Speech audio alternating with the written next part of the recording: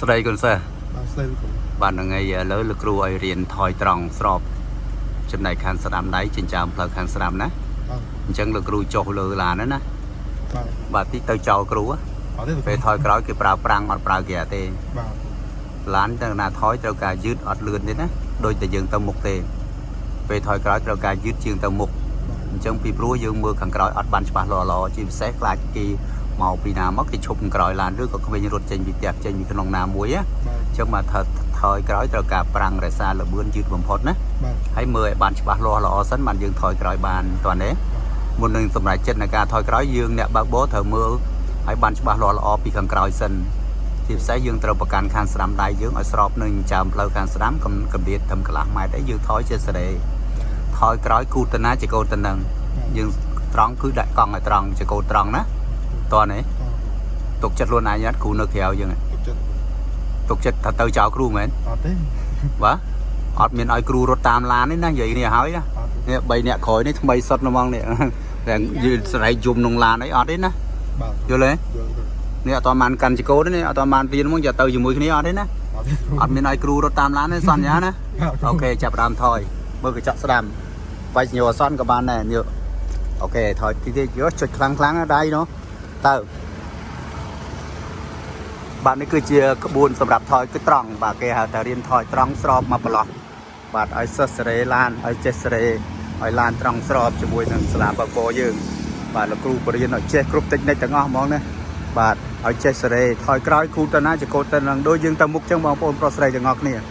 បាទនឹងហើយលោកគ្រូឲ្យសិស្សថយរៀនថយបាទណាថយឲ្យទៅមុខថយឆ្ងាយផ្លូវឆ្ងាយជួនកាលបងប្អូនបើកបរនៅលើផ្លូវតូចចង្អៀតហើយយើងចាំបាច់ជើងជិះគ្នាអត់កើតណាចាំបាច់ឡានណាមួយត្រូវថយក្រោយហើយអញ្ចឹងបើយើងអត់ចេះថយក្រោយអត់ចេះសេរីឡាន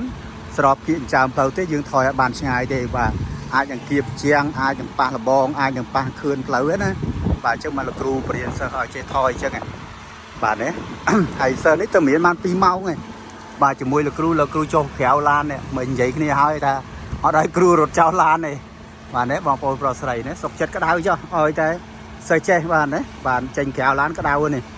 បាទឲ្យសេរីឲ្យត្រង់ឲ្យថយឲ្យត្រង់ស្របថយឲ្យត្រង់ស្របចើមអញ្ចឹងចេះសេរីឡានអញ្ចឹងបានឆ្លាតអ្នកបើកបរមិនមែនចេះតែដឹងតែត្រូវទេឲ្យចេះដឹងខុសចេះដឹងត្រូវចេះកែឡានចេះកែចកោតពីច្រើនគេបរៀនគេយកទៅត្រូវឲ្យយើងឲ្យសិស្សចេះខុសតែឲ្យចេះកែវិញឲ្យត្រូវវិញព្រោះវាមិនអាចនឹងចូលឲ្យត្រូវលងអស់ដោយតាមដែលយើងបរៀនទេអញ្ចឹងត្រូវតែបរៀនឲ្យយល់ពីខុសឲ្យយល់ពីត្រូវហើយចេះកែឡានឲ្យវាត្រូវស្របអូខេមកមុខវិញតិចមកឲ្យមកមុខឲ្យត្រង់តិចបាទហ្នឹងហើយ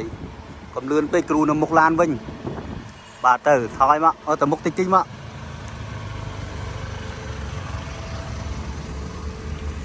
ទៅត្រង់បាទបងប្អូនប្រុសស្រីអែតចូលបាន stop អាយ៉ាជក់សូគេនេះបាទហ្នឹងហើយការបង្រៀនបើកបរត្រូវតែមាន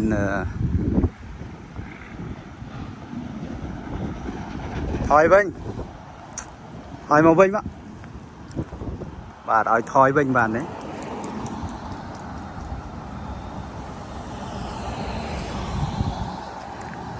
បាទបងប្អូនជាមើលសិស្សអាចថយបានអត់លោកគ្រូនៅខាងក្រៅហើយអត់ប្រាប់ទេមិញប្រាប់ហើយជាមើលគាត់អាចថយមកដល់គ្រូបានអត់ចុយបត់ត្រឡប់ក្រោយយើក្លាហានไหมយើ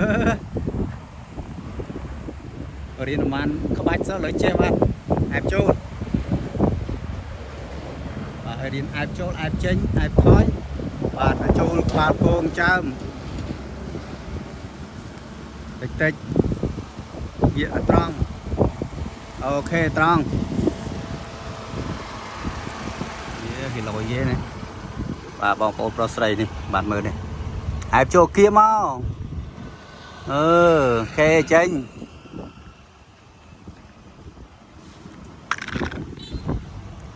សេះឆ្លាតមែនបាទឆ្លាតបងប្អូនប្រុសស្រីសរសើរមកបាទប្រាប់ពេញតែចាំបន្តិចគាត់អាចធ្វើខ្លួនឯងបានណា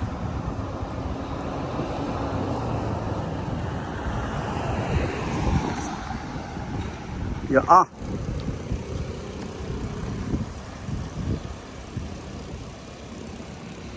បាទនេះថាបត់ត្រឡប់ក្រោយផ្លូវតូចបត់ត្រឡប់ក្រោយផ្លូវតូចត្រូវអែបស្រាំសិនហើយត្រូវមើលចំណាយផ្លូវខាងឆ្វេងមកចំហៀងទៀតតែយើងអាចបត់ត្រឡប់ក្រោយមានឡានគេចតនៅខាងនោះអត់អាចកើអត់បើកណាកើយើងត្រូវថយក្រោយវាធ្វើឲ្យស្ទះចរាចរណ៍របស់គេអញ្ចឹងមកយើងបត់ត្រឡប់ក្រោយយើងសម្រេចចិត្តនៅបាបត់ត្រឡប់ក្រោយត្រូវមើលចំណាយផ្លូវមួយទៀតថាបត់តែមួយឡានហ្នឹងវាផុតអត់យើងអាចបត់ទៅបានអត់អញ្ចឹងណាអញ្ចឹងបើថាយើងអត់ទេផ្លូវតូចជាងទៀតយើងបត់3ចំណុចវិញអានេះគេតែមួយចំណុចទេបាទទៅហើយបាទអូពីលុយគេទៅហើយសង្ស័យទៅចោលគ្រូមិនដឹងនេះមើលអូគាត់ចាប់ដើមរៀនថយវិញបាទថយត្រង់វិញបាទរៀនមួយគ្រូសប្តាហ៍មុន1ម៉ោងបាទហើយឥឡូវជួបគ្នាសប្តាហ៍ទី2បាទតែនៅសិស្សគាត់ឆ្លាតបាទវិញឆ្លាតមែនសូមសរសើរគាត់យើងប្រាប់តិចនិចតែបន្តិចគាត់អាចមានម្ចាស់ការខ្លួនឯងបានហើយយើងក៏ទុកចិត្តសិស្សដែរគាត់ហ៊ានចូលលើឡានថតឲ្យគ្រូបងប្អូនប្រុសស្រីមើលណាបាទនេះបាទថយមក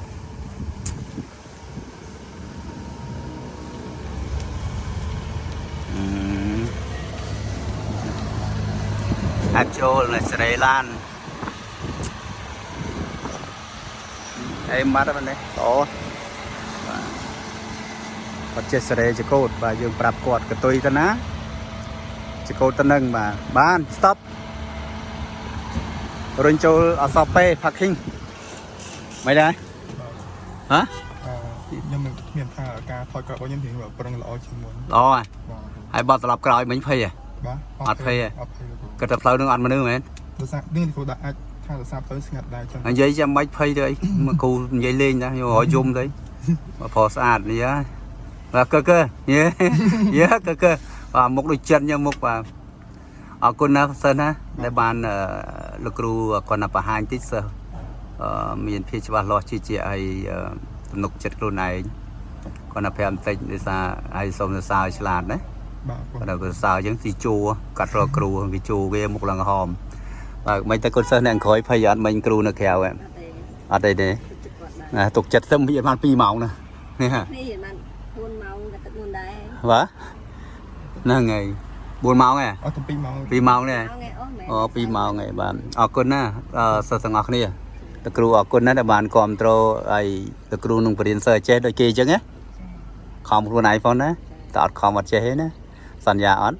អរគុណបងប្អូនប្រុសស្រីនិងភ្ញៀវទាំងអស់គ្នាចង់រៀនបើកបរចង់ចេះបើកបរនេះដូចកើនេះ